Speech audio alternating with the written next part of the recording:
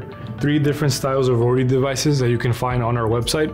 The first one is this roller flatbed style. This rotary device is more suited for evenly cylindrical objects. You can adjust the distance between the rollers by loosening and tightening these 8 set screws.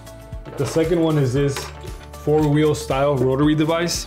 You can adjust the distance of these 2 back wheels by adjusting this knob.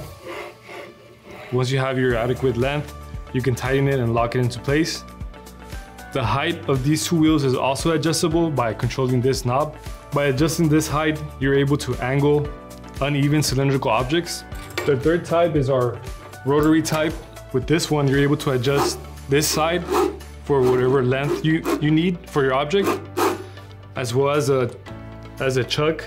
It's able to open and close with the tool, and you're able to fit your desired object. With this rotary device, you'll have better control for different styles of objects. Connecting your rotary device is simple. You would just need to locate your Y-axis port connection. It would be located on the right-hand side of your machine. You would have to disconnect the Y-axis. You will get your connection from your rotary device and connect it to that same port.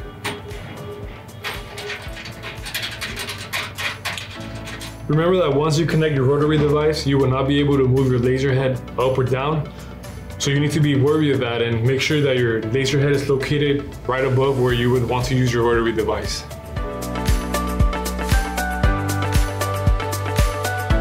Once you're finished using your rotary device, it is important to leave your machine on.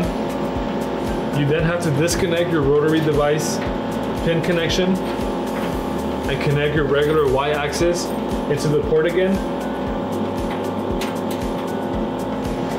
Once connected, you need to reset your machine and make sure it homes correctly.